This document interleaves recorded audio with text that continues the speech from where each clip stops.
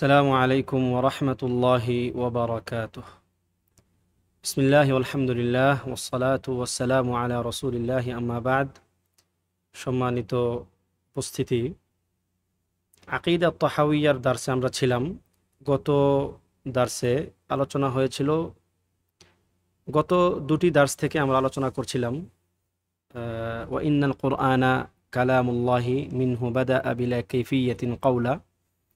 এই কথার ব্যাখ্যায় আমরা যৎসামান্য আলোচনা করছিলাম। তো কয়েকটি মতামত এক্ষেত্রে উম্মার মধ্যে বা মুসলিম উম্মার দাবিদার যে গোষ্ঠীগুলো আছে, এই গোষ্ঠীগুলোর মধ্যে বিভিন্ন মতামত পাওয়া যায়, বিভিন্ন মত আমরা উল্লেখ করেছিলাম গত ক্লাসে। তার মধ্যে ছিল মুতাজিলাদের একটি মত ছিল, জাহমিয়াদের একটি মত ছিল, তারপর ছিল কুল্লাবিয়াদের একটি মত ছিল, যারা সুফি গোলাত সুফি তাদের কিছু মত ছিল, ইত্যাদি ইত্যাদি। আমরা 4-5টি মতামত বর্ণনা করেছিলাম। তার মধ্যে এই ক্ষেত্রে সবচেয়ে বেশি আলোচিত বলেন সমালোচিত হয়েছে যে মতটি, সেটা হচ্ছে মুতাজিলারা যে মতটি পোষণ করেছিল যে কোরআন হচ্ছে আল্লাহ তাআলার সৃষ্টি। কোরআন আল্লাহ তাআলার সৃষ্টি, তারা যে কথা বলতো এটি ছিল সবচেয়ে সমালোচিত এবং নিন্দিত মত। এরপরে ছিল যারা কুল্লাবিয়া, তাদের মত। তারা বলছিল যে কোরআন আল্লাহ তাআলার সৃষ্টি নয় সেই অর্থে, তবে এটি হচ্ছে আল্লাহ তাআলার কালাম, কিন্তু সেই কালাম হলেও সরাসরি কালাম নয়, যেই কালাম আমরা বুঝি সাধারণত এরকম কালাম নয়। এটি হচ্ছে একটি কালামুন নাফসি বা নিজের সঙ্গে নিজের কথা। আল্লাহ তাআলা নিজের সঙ্গে তিনি নিজে কথা বলেন, এরকম একটি মত তারা ব্যক্ত করেন। এই কুল্লাবিয়াদের মতের অংশ আশআরী, মাতুরিদি এবং এই মতানুসারী যারা আছেন তারা একই মত পোষণ করেন, যদিও শাব্দিক কিছু পার্থক্য পাওয়া যায়। যেমন আমরা সম্ভবত গত ক্লাসে সেটা বলেছিলাম যে কুল্লাবিয়াদের সরাসরি যারা কুল্লাবিয়া, ইবনু কুল্লাবের যে যারা অনুসারী সরাসরি, তাদের মত হচ্ছে কোরআন হচ্ছে ইবারা আন কালামিল্লাহ, দুঃখিত হিকায়া আন কালামিল্লাহ, যে আল্লাহ সুবহানাহু ওয়া তাআলার কথার একটি হিকায়া। হিকায়াটা কি জিনিস? হিকায়া হচ্ছে যে আল্লাহ সুবহানাহু ওয়া তাআলা যেভাবে কথা বলেন ঠিক এইভাবেই অন্য একজন তার কথাটাকে নকল করছে। তারা বলবে যে জিবরাইল আলাইহিস সালাতু ওয়াস সালাম আল্লাহ তাআলার কথাটাকে তিনি যেভাবে কথা বলেন ওটাকেই তিনি তার ভাষায় এসে বর্ণনা করেছেন নবী রাসূলগণের কাছে, এবং এটা হচ্ছে হিকায়া আন কালামিল্লাহ। তো আশআরীরা এসে বলল যে না, ব্যাপারটা এরকম হলে সেখানে একটা মিসলিয়া চলে আসে, একটা মুশাবাহা চলে আসে। কারণ হিকায়া বা একজনের থেকে আরেকজন নকল করলে, নকল মানে কি, ওই জিনিসের মতো হয়ে যায়, তখন এখানে এক ধরনের মুশাবাহা চলে আসে। অথচ আল্লাহ সুবহানাহু ওয়া তাআলার তার সিফাতের সঙ্গে তো মিসলিয়া বা তাশাবুহের সকল দিকগুলো চলতে পারে না, তাই না? আল্লাহ তাআলা বলছেন লাইসা কামিসলিহি শাই। তখন তারা বলল যে এটা হিকায়া আন কালামিল্লাহ, এটা না বলে আল্লাহ তাআলার কথার নকল, এই কথা না বললে বলবে কি যে ইবারা আন কালামিল্লাহ, যে আল্লাহ তাআলার কথার মর্মার্থ, আল্লাহ তাআলার কথার একটি ভাব, যে জিবরাইল আলাইহিস সালাতু ওয়াস সালামের অন্তরে আল্লাহ তাআলা তার কথার, তিনি যেভাবে কথা বলেন তার একটা ভাব তিনি তৈরি করে দিয়েছেন। এই ভাবটা জিবরাইল আলাইহিস সালাম এসে নবী রাসূলগণের কাছে বর্ণনা করেছেন। তো ইত্যাদি ইত্যাদি সূক্ষ্ম পার্থক্য থাকলেও মূলত ওই মৌলিকভাবে তাদের কথা একটাই, যে আল্লাহ তাআলা বান্দার সঙ্গে সরাসরি কোনো কথা বলেন না। মুসা আলাইহিস সালামের সঙ্গে আল্লাহ তাআলার কথার যে বর্ণনা পাওয়া যায় সেটা কোনো সরাসরি কথা না, বরং আল্লাহ তাআলার সঙ্গে তিনি কথা বলেছেন আগেই মুসার সঙ্গে। এটি একটি মানে ইবারা, মুসার সঙ্গে যেটা ঘটেছে আল্লাহ তাআলার কথা, সেটা ছিল ইবারা আন কালামিল্লাহ, ইত্যাদি এরকম বেশ কিছু মত। তোমার কথা হচ্ছে এগুলো কোনো মত আল্লাহ তাআলার কালাম সম্বন্ধে যে কথাগুলো বলা হয়েছে আমরা ইতিপূর্বে যেগুলো বলেছি, কোনোটাই সঠিক মত নয়, বরং সঠিক মত হচ্ছে আহলুস সুন্নাহ ওয়াল জামাআহ যে মত পোষণ করেন যে আল্লাহ সুবহানাহু ওয়া তাআলা তিনি কথা বলেন এবং তার কালাম হাকিকি, বাস্তবিক অর্থেই তিনি কথা বলেন। এখানে কোনো ব্যাখ্যা বিশ্লেষণ দরকার নাই। কিন্তু আমরা এর স্বরূপটা জানি না। আমরা কি এর স্বরূপটা জানি না। আমরা বরং আল্লাহ সুবহানাহু ওয়া তাআলার সকল সিফাতের কালাম সহ তার সকল সিফাতের স্বরূপ আল্লাহ তাআলার নিকট তাফউইদ করি। তাফউইদ মানে কি? ন্যস্ত করি। আমরা এর কোনো ধরন বা কাইফিয়ত জানি না, তবে আমরা এর অর্থটা জানি। কথা বা কালাম বলতে কি বুঝায় সেটা আমরা বুঝি, কিন্তু কি ধরনের আল্লাহ তাআলার কথা আমরা সেটা বুঝি না। এবং মুসা আলাইহিস সালামের সঙ্গে আল্লাহ তাআলা সত্যিকার ভাবেই কথা বলেছেন।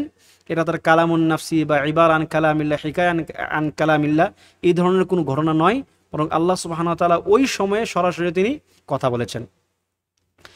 তো তাদের একটা প্রশ্ন তৈরি হবে, আমি একটু পরে আসছি ওই আলোচনায়। তার আগে একটু আসি যে মুতাজিলারা যে বলে যে কোরআন আল্লাহ তাআলার সৃষ্টি, কোরআন আল্লাহ তাআলার সৃষ্টি, তাদের আসলে দলিলটা কি? তারা কিসের ভিত্তিতে এই কথা বলে? আপনারা সূরাতুজ যুখরুফের ৩ নম্বর আয়াতে দেখবেন আল্লাহ সুবহানাহু ওয়া তাআলা বলছেন যে ইন্না জাআলনাহু কুরআনান আরাবিয়্যা, ইন্না জাআলনাহু কুরআনান আরাবিয়্যা। তাদের কথা হচ্ছে যে ইন্না জাআলনাহু, আল্লাহ বলছেন যে আমি কোরআনকে করেছি।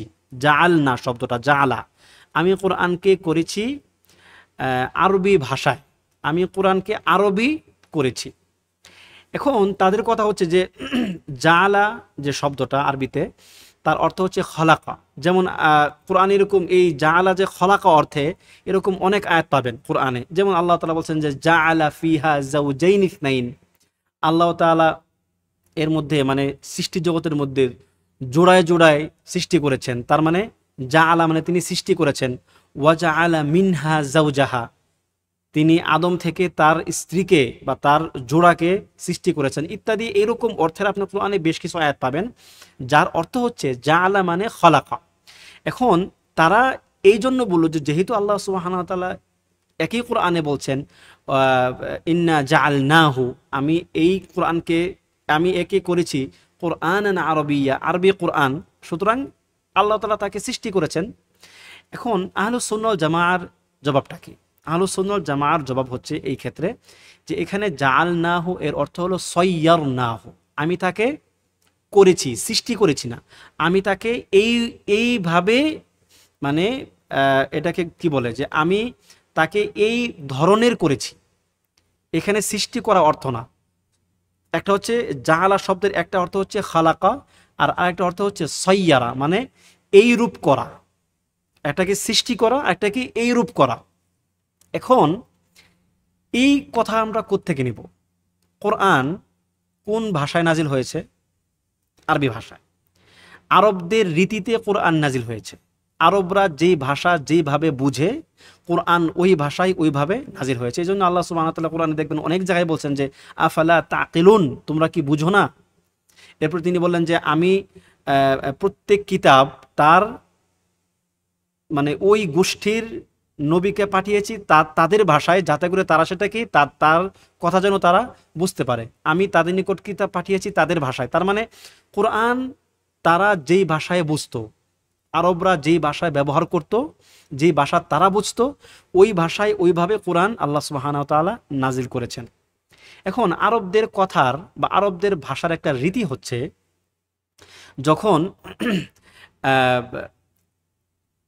আল জালু, জাআলা ইয়াজআলু, এই যে আল জাল এই শব্দটা যখন দুটি মাফউলের দিকে মুতাআদ্দি হবে, কথাটা খেয়াল করেন, দুটি মাফউলের দিকে যখন মুতাআদ্দি হবে, অর্থাৎ তার পরবর্তী তিনি যে জাআলা ইয়াজআলু একটা ফাইল, এবং জাআলা মানে আল্লাহ তাআলা করলেন, তিনি ফাইল, তাহলে একটা মাফউল থাকবে না, তিনি কি করলেন?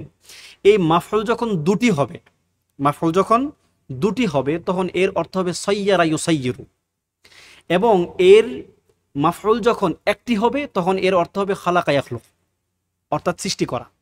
তো কোরআনে যত জায়গায় দেখবেন যে খালাকা বা সৃষ্টি অর্থে জাল শব্দটা এসছে, প্রত্যেক জায়গাতে মাফউল একটা। যেমন জাআলা ফিহা যাওজাইন, তিনি সেখানে দুই জোড়া করেছেন, যাওজাইন। আচ্ছা, এরপরে কি বলে জাআলা ফিহা এবং ওয়াজআলা মিনহা যাওজাহা, তিনি করেছেন তার স্ত্রী বা তার জোড়া, একটি মাফউল।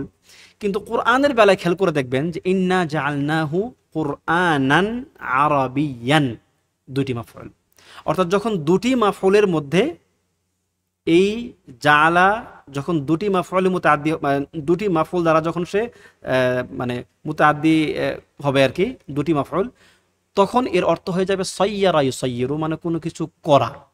তো এটা একটা খুবই একটা বেসিক উত্তর, এবং যারা ভাষা সম্বন্ধে ন্যূনতম জ্ঞান যাদের আছে আরবি ভাষা সম্বন্ধে, তারা এটা বুঝবে। এবং আরবদের মধ্যে কখনোই এই প্রশ্নই আসে নাই যে আল্লাহ সুবহানাহু ওয়া তাআলা সেখানে বললেন যে জাআলা ফিহা যাওজাইন ইসনাইন, এখানে অর্থ সৃষ্টি, তাহলে আল্লাহ তাআলা বললেন ইন্না জাআলনাহু কুরআনান আরবিয়্যা, কেন এখানে সৃষ্টি অর্থ হবে না? আসলে যারা আরবি ভাষাভাষী মানুষ, তাদের মধ্যে এই প্রশ্নই তৈরি হয় না, কারণ তারা এর অর্থটা জানে, তারা প্রকৃত ব্যবহারটা তারা জানে। সমস্যাটা হয় যারা অনারব তাদের মধ্যে এই সমস্যাটা তৈরি হয়।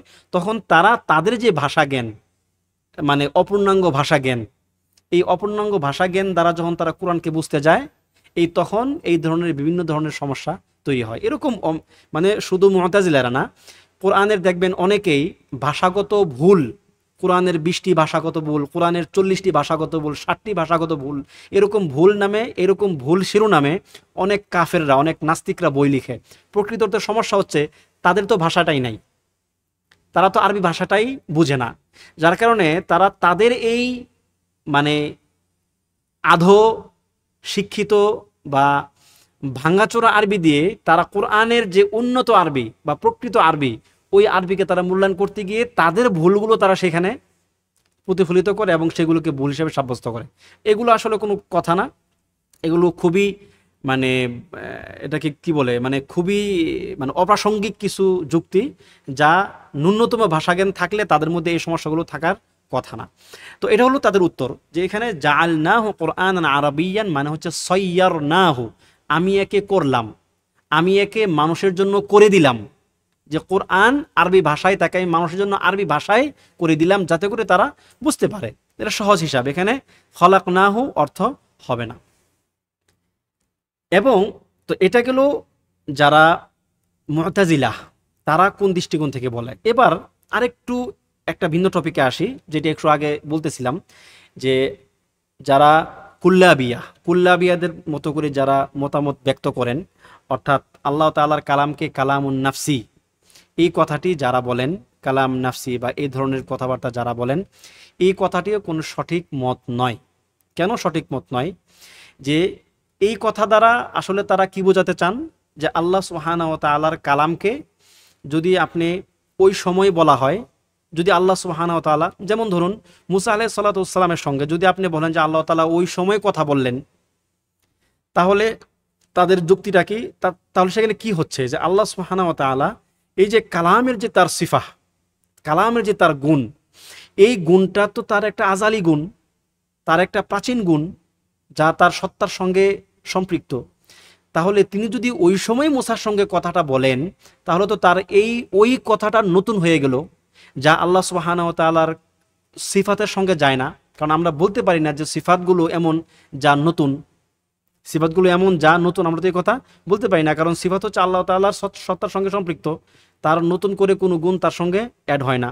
তারা এই যুক্তিতে বলল যে না, আল্লাহ তাআলা সকল কথা আগেই বলে ফেলেছেন, বা তিনি কথা বলেন তার নিজের সঙ্গে, মানুষের ক্ষেত্রে এর একটা ভিন্ন রূপ তৈরি হয় মানুষের বুঝার জন্য বা মানুষের উপযোগী করে। এখন এই কথার জবাব আমরা কিভাবে দেব? দেখেন, খুবই সহজ কথা এটা।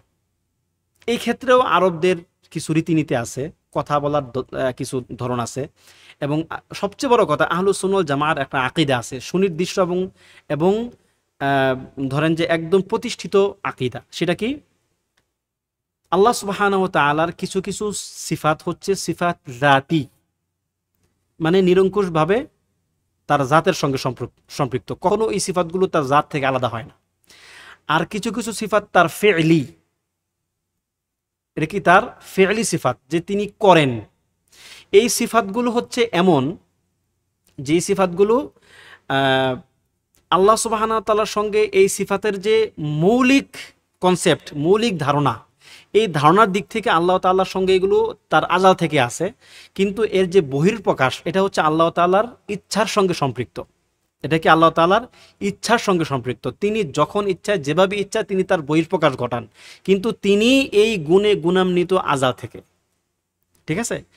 আর আরেক ধরনের সিফাত আছে, সিফাতুন যাতিয়াতুন ফি'লিয়া, যা এক অর্থে জাতি এবং আরেক অর্থে ফি'লি। জাতি কোন অর্থে?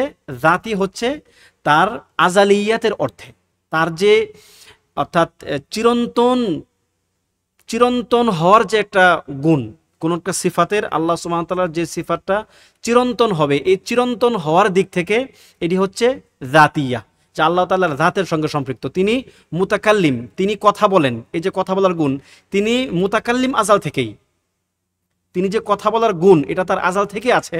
তবে তার যে এই কথাটা ফেলিয়া হচ্ছে বি আহাদিল কালাম, অর্থাৎ বিভিন্ন ব্যক্তির সঙ্গে তিনি কথা বলেন, বিভিন্ন সময়ে তিনি কথা বলেন, বিভিন্ন ফেরেশতার সঙ্গে তিনি কথা বলেন, বিভিন্ন পরিস্থিতিতে তিনি কথা বলেন। এই যে এক একটা পরিস্থিতি এক একটা কালামের জায়গা, কিন্তু প্রকৃত অর্থে কালামের যে মূল সিফা, এই মূল সিফার দিক থেকে এটি একটি কালাম জাতি, বা এটি একটি দুঃখিত, একটি সিফাতুন জাতিয়া। কিন্তু এই যে এক একটা এই সিফাতের এক একটা বহিঃপ্রকাশ, এক একটা বহিঃপ্রকাশ হবে এক এক সময়ে। যেমন মুসা আলাইহিস সালামের সঙ্গে কথা তিনি যখন বলেছেন, তিনি ওই সময় কথা বলেছেন, তার মানে তার কথা বলার গুণটা ওই সময় আসে নাই, বরং মুসার সঙ্গে কথা বলার কাজটা তিনি ওই সময় করেছেন, কিন্তু কথা বলার গুণ তো তার আগে থেকে আছে। তার মানে কি এই যে তিনি মুসার সঙ্গে কথা বলার আগে তিনি কথা বলতেন না? না, অবশ্যই তিনি কথা বলেন, তার কথা বলার মৌলিক গুণ তার আগে থেকে আছে, কিন্তু সুনির্দিষ্টভাবে মুসার সঙ্গে কথা বলার কাজটা তিনি ওই সময় করেছেন যখন তিনি মুসার সঙ্গে কথা বলেছেন। আচ্ছা, জিবরাইল আলাইহিস সালামকে তিনি যখন কোনো ওহী করেন, নির্দেশনা দেন, তখন তিনি ওই কাজটা ওই সময় করেন যখন তিনি করেন, কিন্তু ওভারঅল কথা বলার গুণ তার আগে থেকে আছে। আশা করি এই পার্থক্যটা আপনারা বুঝে গেছেন। তো এই বিবেচনায় আমাদেরকে এইটা বলা জরুরি না যে আল্লাহ সুবহানাহু ওয়া তাআলার কোনো কথাই নতুনভাবে তিনি বলেন না, ব্যাপারটা এমন না। ব্যাপারটা কি এমন না, বরং তিনি যখন ইচ্ছা, যার সঙ্গে ইচ্ছা তিনি কথা বলতে পারেন। এটা হচ্ছে আল্লাহ তাআলার একটা, এটা তিনি এক্ষেত্রে তিনি স্বাধীন। তিনি যেমন যখন ইচ্ছা তখন তিনি নাজিল হতে পারেন সপ্ত আকাশ থেকে প্রথম আকাশে। তবে তিনি আমাদেরকে জানিয়েছেন যে তিনি প্রত্যেক রাতের শেষ প্রহরে তিনি প্রথম আকাশে নেমে আসেন। তো এগুলো হচ্ছে তার ইচ্ছার সঙ্গে সম্পৃক্ত, এগুলো তার ইচ্ছার সঙ্গে সম্পৃক্ত। তাহলে আশা করি এই ব্যাপারটাও ক্লিয়ার হয়ে গেছে।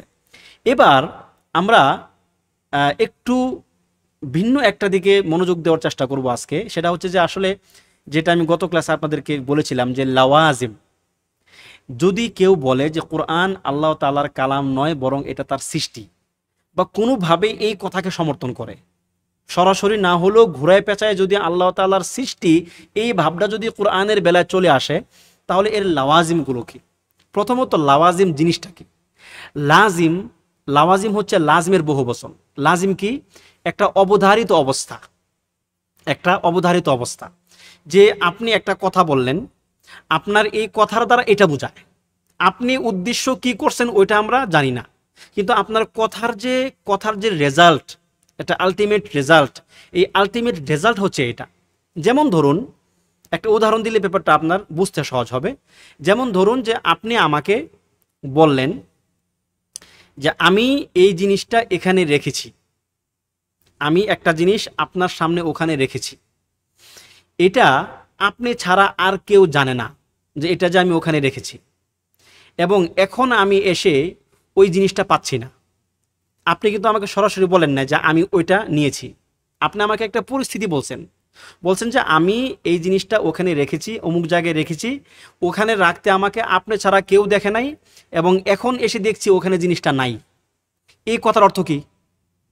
এই কথার অর্থ হচ্ছে আপনি আমাকে বলতেছেন যে সুতরাং আপনি এটা নিছেন, আপনি এটাকে উদ্দেশ্য করেন বা না করেন, আপনি হয়তো আমাকে সরাসরি চোর বলবেন না, আপনি আমাকে সরাসরি ওই জিনিসটা নিয়েছি আমি সেটা আপনি বলবেন না, কিন্তু আপনার এই কথা দ্বারা কোনো একজন ব্যক্তি বুঝে নিবে, বা এই কথার একটা আলটিমেট রেজাল্ট এটা হয়ে যাবে যে আমি ওইখান থেকে ওই জিনিসটা নিয়েছি। তো এটা হচ্ছে লাজিম, ওই কথার অবধারিত অর্থ হচ্ছে এটা। এখন এই অবধারিত অর্থটা আপনি মিন করতেও পারেন, মিন নাও করতে পারেন। আপনি মিন করেন বা না করেন ওটা দেখার বিষয় না, আপনার কথার লাজিম বা অবধারিত অর্থ হচ্ছে এটা।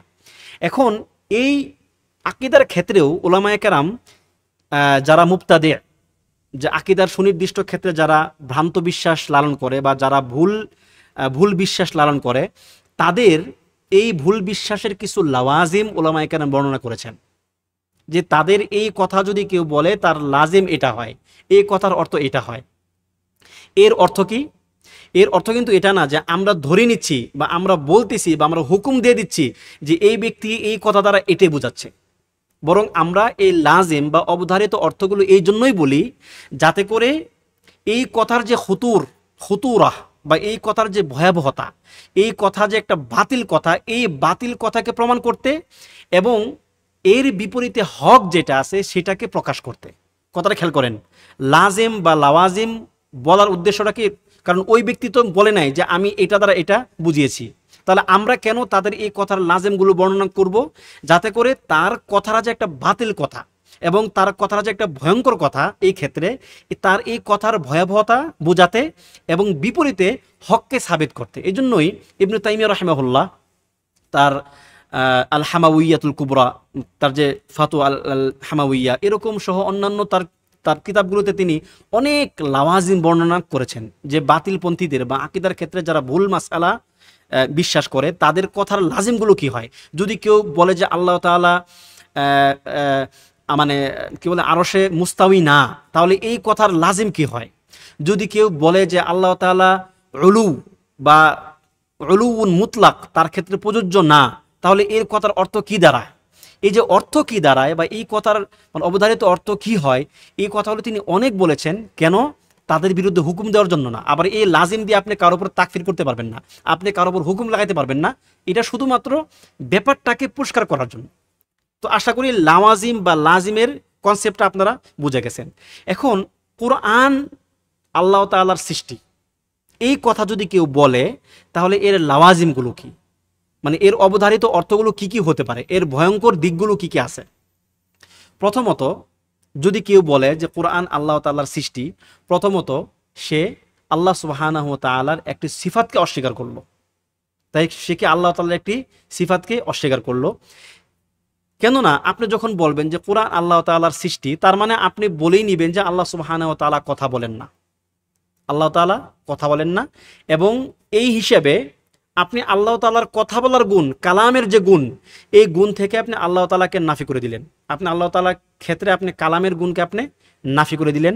তাহলে আপনি বা এই কথাটা যে বিশ্বাস করবে সে আল্লাহ সুবহানাহু ওয়া তাআলার একটি গুণ অস্বীকার করলো। এবং গুণ অস্বীকার করা কি? আল্লাহ তাআলার কোনো সুনির্দিষ্ট সিফাত যা সাবেত সেটাকে অস্বীকার করা কি? কুফর। তো এটা হচ্ছে এক প্রকার বড় ধরনের কুফর। এবং এই ক্ষেত্রে উলামায়ে কেরামের কথা আছে, যে ব্যক্তি বলবে যে কোরআন আল্লাহ তাআলার সৃষ্টি, সে কাফের, সে কুফর করবে।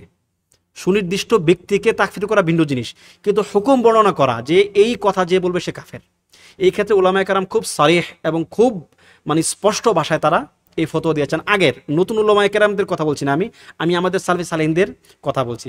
যেমন ইমাম আহমদ বিন হাম্বল রাহিমাহুল্লাহ বলছেন যে হ্যাঁ, যে ব্যক্তি বলবে যে কোরআন আল্লাহ তাআলার সৃষ্টি সে কাফের। তাহলে প্রথম লাজিম হচ্ছে যদি এই কথা বলা হয় তাহলে আল্লাহ তাআলার একটি সিফাতকে অস্বীকার করা হয়। দ্বিতীয় কথা, যে যদি কেউ কোরআনকে আল্লাহ তাআলার সৃষ্টি বলে, সে আল্লাহ এবং তার রসুলকে মিথ্যারোপ করবে, আল্লাহ এবং তার রসুলকে মিথ্যারোপ করবে। কেন? আল্লাহ তাআলা বললেন যে ইন্না আনজালনাহু কুরআনান আরবিয়্যা, জাআলনাহু তো আছেই, আল্লাহ তাআলা অন্য আয়াতে বললেন যে ইন্না আনজালনাহু কুরআনান আরবিয়্যা, আমি একে নাজিল করেছি, আমার এই কথাটাকে আমি নাজিল করেছি কিভাবে? আরবি ভাষায় কোরআন হিসাবে, আরবি ভাষায় কোরআন হিসাবে। এবং আল্লাহ সুবহানাহু তাআলার এই কথাটাকে নবী সাল্লাল্লাহু আলাইহি ওয়াসাল্লাম ব্যাখ্যা করে অন্য এক হাদিসে বলছেন যে এটা হচ্ছে আল্লাহ তাআলার কালাম যা তিনি আমার নিকট নাজিল করেছেন। এখন কেউ যদি বলে যে এইটা আল্লাহ তাআলার কালাম নয় বরং তার সৃষ্টি, তাহলে নবী সাল্লাল্লাহু আলাইহি ওয়াসাল্লামের ওই কথা এবং কোরআনের এই আয়াতগুলোকে অস্বীকার করা হয়। এটা কি কেউ মেনে নেবে? যে ব্যক্তি এই কথা বলবে সে হয়তো এটা উদ্দেশ্য করতেছে না, কিন্তু তার কথার লাজিম এটাই হয়ে যায় যে তার দ্বারা বা তার এই কথার দ্বারা কোরআনের আয়াত এবং নবী সাল্লাল্লাহু আলাইহি ওয়াসাল্লামের হাদিসকে অস্বীকার করা হয়। তৃতীয় নাম্বার যে লাজিম সেটা হচ্ছে তাসবিহ হয়ে যায়। তাসবিহ আমরা কিন্তু বলেছি যে তাসবিহ সকল ক্ষেত্রে, আল্লাহ তাআলার সিফাতের ক্ষেত্রে সকল ক্ষেত্রে তাসবিহ নাজায়েজ না হলেও যেই তাসবিহের অর্থ হয় যে কোনো কিছুর মতো একদম সরাসরি, এই তাসবিহ আল্লাহ তাআলার ক্ষেত্রে বা আল্লাহ তাআলার সিফাতের ক্ষেত্রে কি জায়েজ নাই। এবং আল্লাহ তাআলার কি বলে সিফাতের প্রতি একটা নাকস তৈরি হয়। নাকস কেমনে তৈরি হয়? যেমন ধরুন যে আপনি যখন বলবেন যে কোরআন আল্লাহ তাআলার সৃষ্টি, তখন আপনি এই কোরআনের যে একটা সম্মান, এই কোরআনের সম্মানকে আপনি নাকস করে দিবেন। বা যদি কেউ বলে যে আল্লাহ তাআলার সৃষ্টি, তাহলে সে কোরআনের সম্মানকে নাকস করবে। কিভাবে নাকস করবে? আল্লাহ তাআলার সিফাত এবং তার সৃষ্টি কি এক জিনিস? না। আল্লাহ তাআলার সিফাত হচ্ছে তার মতো সম্মানিত, তিনি যেমন সম্মানিত আল্লাহ তাআলার সিফাত তার মতো সম্মানিত। এবং আল্লাহ তাআলার সিফাত হচ্ছে মানে আজাল থেকে তার সঙ্গে আছেন। কিন্তু সৃষ্টি হচ্ছে নাকসের দোষে দুষ্ট। আল্লাহ তাআলার যত সৃষ্টি আছে, কোনো সৃষ্টি এমন নাই যেই সৃষ্টির মধ্যে কোনো নাকস নাই, অবশ্যই ঘাটতি আছে। কিন্তু আল্লাহ তাআলার কোনো সিফাতের মধ্যে কি কোনো ঘাটতি আছে? নাই। তো কোরআনকে যখন কেউ বলবে যে এটা হচ্ছে আল্লাহ তাআলার সৃষ্টি, প্রথমত সে অন্যান্য সৃষ্টির সঙ্গে আল্লাহ তাআলার এই সিফাতকে তাসবিহ করে ফেললো, মিলায় ফেললো। দ্বিতীয় হচ্ছে সে এটাকে সৃষ্টি বলে আল্লাহ তাআলার সিফাত হলে কোরআনের যে সম্মানটা থাকার কথা, সেই সম্মান থেকে সে এখন এই সৃষ্টি বলে তার সম্মান অনেক অনেক অনেক গুণে কমায় ফেললো। এবং তার কথার অর্থ এটা দাঁড়াবে যে এই কোরআনের মধ্যে সন্দেহ সংশয় থাকতে পারে। কেন? কারণ আল্লাহ তাআলা সৃষ্টির মধ্যে নাকস, ঘাটতি, কমতি, এর অযোগ্যতা, এর মধ্যে ভুল থাকার সম্ভাবনা থাকবেই। কোরআনের মধ্যে কি কোনো ভুল থাকার সম্ভাবনা আছে? আল্লাহ কি বললেন? যালিকাল কিতাবু লা রাইবা ফিহ, এই কিতাবের মধ্যে কোনো সন্দেহ সংশয় নাই। কেন? কারণ এটা আল্লাহ তাআলার বাণী, এটা আল্লাহ তাআলার কথা।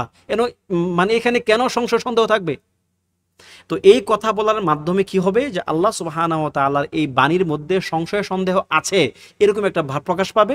এবং এর সিফাত হলে যে গুণটা বা তার যে একটা সম্মান থাকতো, ওই সম্মান থেকে সে এখন সৃষ্টির স্তরে নেমে এসে তার সম্মান অনেক গুণে কমে যাবে, যা হচ্ছে সুস্পষ্ট হারাম। যে আল্লাহ তাআলার কোনো সিফাতকে অসম্মান করা বা আল্লাহ তাআলার কোনো সিফাতকে সৃষ্টির পর্যায়ে, সম্মানের দিক থেকে সৃষ্টির পর্যায়ে নামিয়ে নিয়ে আসাকে এটা হারাম।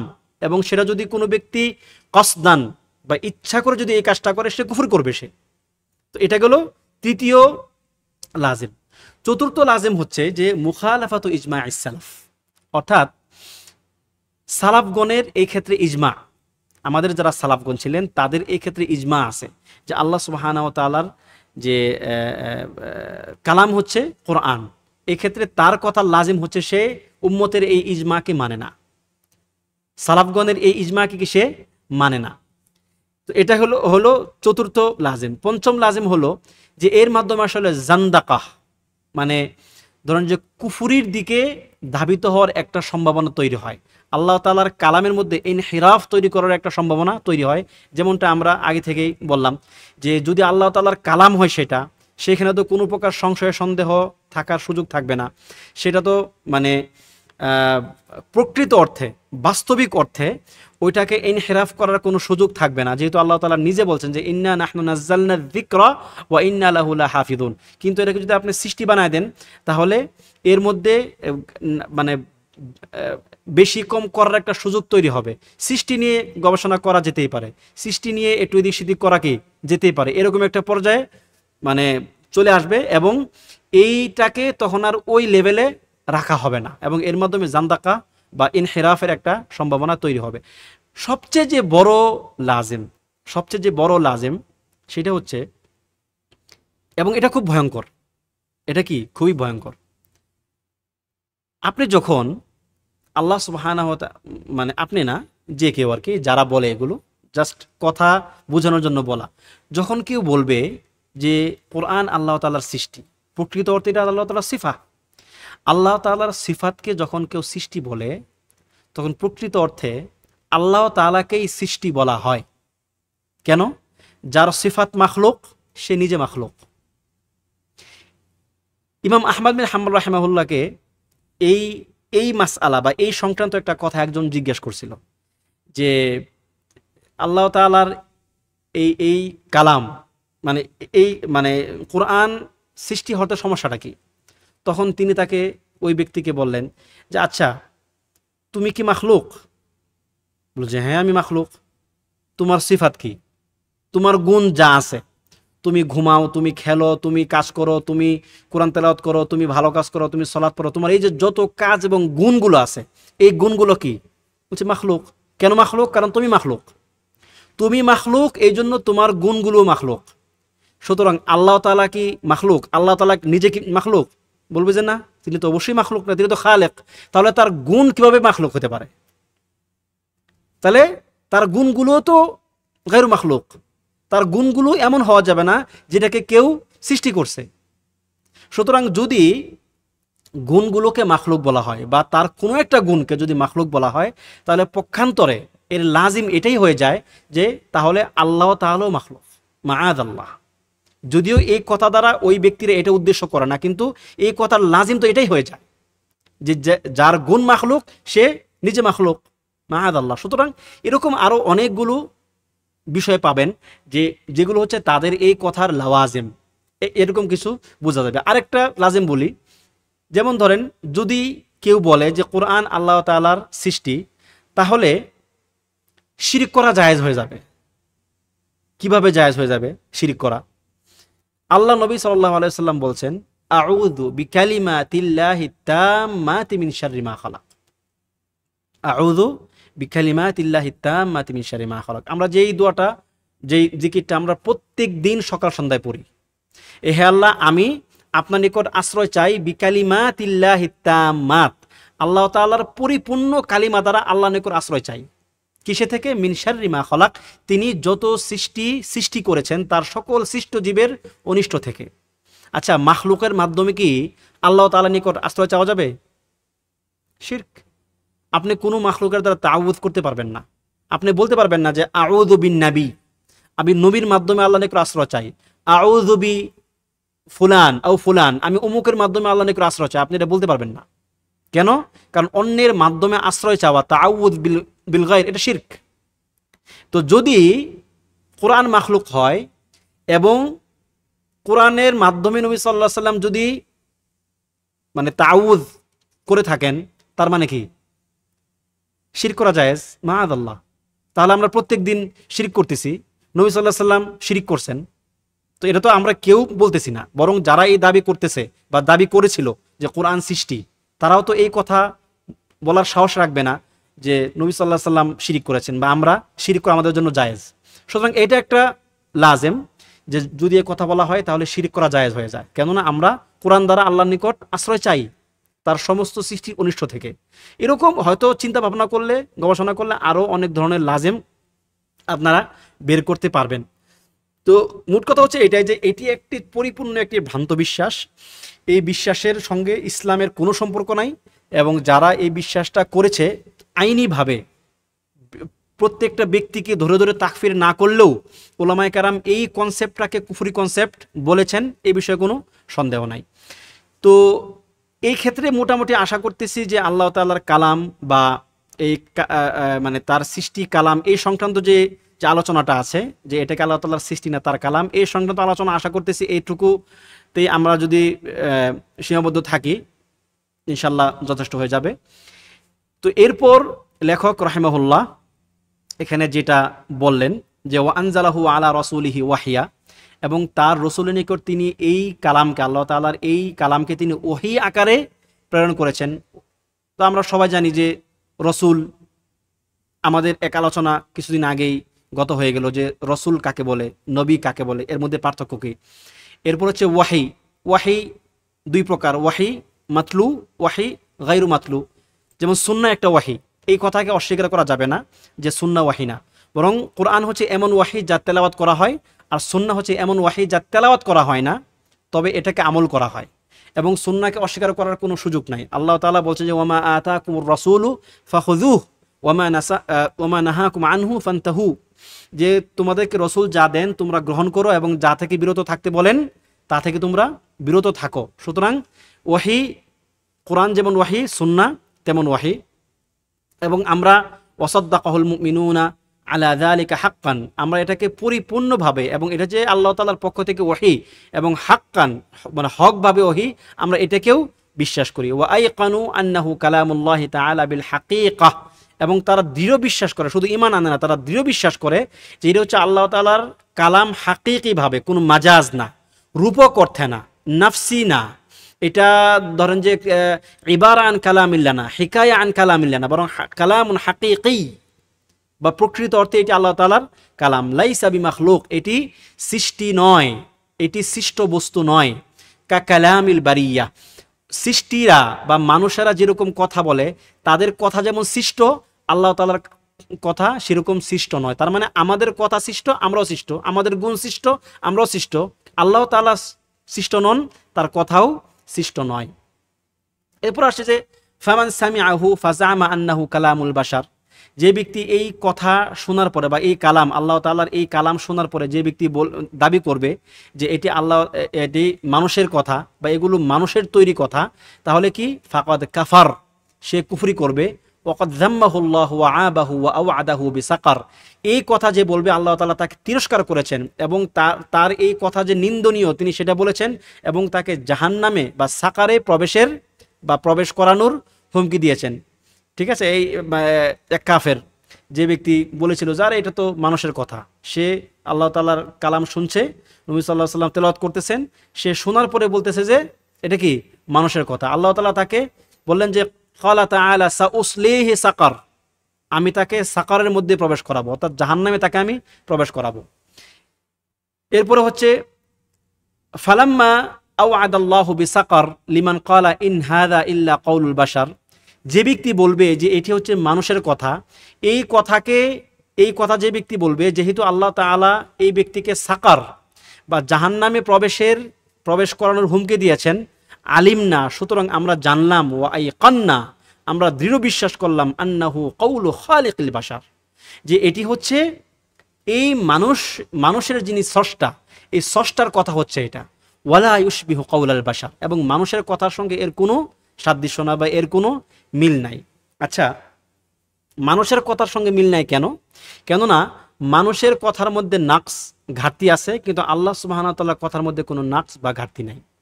বরং আল্লাহ তাআলার কথা হচ্ছে নিজে একটা মানে মুজিজ, সে অন্য সকল কথাকে ব্যর্থ করে দিবে। এই কথা হচ্ছে একটা মুজিজা, এটা কি একটা মুজিজা। এই কথা হক এবং বাতিলের মধ্যে পার্থক্য তৈরি করে দিবে। এই কথার মাধ্যমে মানুষ হেদায়েত পাবে, এই কথার মাধ্যমে মানুষ মানে ভ্রান্তি এবং ভ্রষ্টতা থেকে বেঁচে থাকবে, যেটা মানুষের কথা এরকম নয়। মানুষের কথার মধ্যে ভুল, ভ্রান্তি এবং নানান রকমের সমস্যা থাকবে। তো এই ছিল মোটামুটি আমাদের আজকের ক্লাসের আলোচনা। যদি এখানে আরও কিছু ব্যাপার হয়তো আমরা একটু ব্যাখ্যা করতে পারতাম বা একটু স্পষ্ট করতে পারতাম, যেমন কোরআন এমন একটি বাণী, যেই বাণী হচ্ছে আল্লাহ সুবহানাহু ওয়া তাআলার একটি চ্যালেঞ্জের বাণী। আল্লাহ সুবহানাহু ওয়া তাআলা স্বয়ং কোরআনে কয়েক জায়গাতে তিনি বলেছেন যে যদি তোমরা সত্যবাদী হও তাহলে তোমরা এর মতো একটি সূরা নিয়ে আসো, যদি তোমরা সত্যবাদী হও তাহলে তোমরা এর মতো একটা কোরআন নাজিল করো। যেহেতু তোমরা বলতেছো এটা সে মুহাম্মদ নিজে রচনা করছে, তাহলে তোমরাও রচনা করো, সমস্যা কি? বরং এমনকি সিরার মধ্যে ঘটনা আসছে নবী সাল্লাল্লাহু আলাইহি ওয়াসাল্লামের জীবনীতে, যে আল্লাহ সুবহানাহু ওয়া তাআলা বললেন যে ইন্না আ'তাইনাকাল কাউসার ফাসাল্লি লিরাব্বিকা ওয়ানহার। তিনি এই দুই আয়াত দিয়ে বললেন যে এরপরে তোমরা এর সঙ্গে মিলাইয়া রচনা করো। একটি আয়াত, একটি সূরা তো অনেক পরের কথা, কোরআন তো আরো দূরের কথা, একটি আয়াত তোমরা রচনা করো। তখন অনেক মানে আরবরা ছিল সাহিত্যের দিক থেকে তারা ছিল চরম উৎকর্ষতার সময়। ওই সময় এত সাহিত্যিক মানসম্পন্ন মানুষগুলো থাকা সত্ত্বেও তারা এর সঙ্গে কোনো আয়াত যুক্ত করতে পারে না, এর সঙ্গে মিলে, এর ভাবের সঙ্গে মিলে বা এর ওজনের সঙ্গে মিলে এরকম কোনো কথা তারা তখন তৈরি করতে পারে নাই।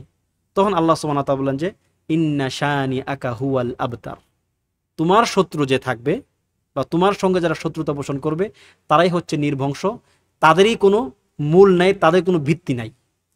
মানে কি, তারা এই সামান্য কাজটাও কি করতে পারে নাই। তাহলে এইভাবে আল্লাহ সুবহানাহু ওয়া তাআলা কোরআনে অনেক জায়গায় চ্যালেঞ্জ করেছেন যে এরকম কেউ করতে পারবে না, এবং এটা হচ্ছে একটা মানে একে মানে উত্তরায় যাইতে পারে এরকম কোনো কথা হতে পারে না। তো আজকের আলোচনা আমরা এখানেই সমাপ্ত করছি। আল্লাহ সুবহানাহু ওয়া তাআলা আমাদেরকে যতটুকু আলোচনা করলাম আজকে, এই আলোচনা থেকে উত্তম শিক্ষা নিয়ে আমাদের বাস্তব জীবনে তা আমলের তৌফিক দান করুন, এবং আমাদেরকে এই সংক্রান্ত যত ভ্রান্তি, ভুল বুঝ সমাজে প্রতিষ্ঠিত আছে, এই ভুল বুঝগুলো থেকে বেঁচে থাকার তৌফিক দান করুন। আমিন। ওয়াসাল্লাল্লাহু ওয়াসাল্লামা আলা নাবিয়িনা মুহাম্মদ ওয়া আলা আলিহি ওয়া সাহবিহি আজমাইন। ওয়াসসালামু আলাইকুম ওয়া রাহমাতুল্লাহি ওয়া বারাকাতুহু।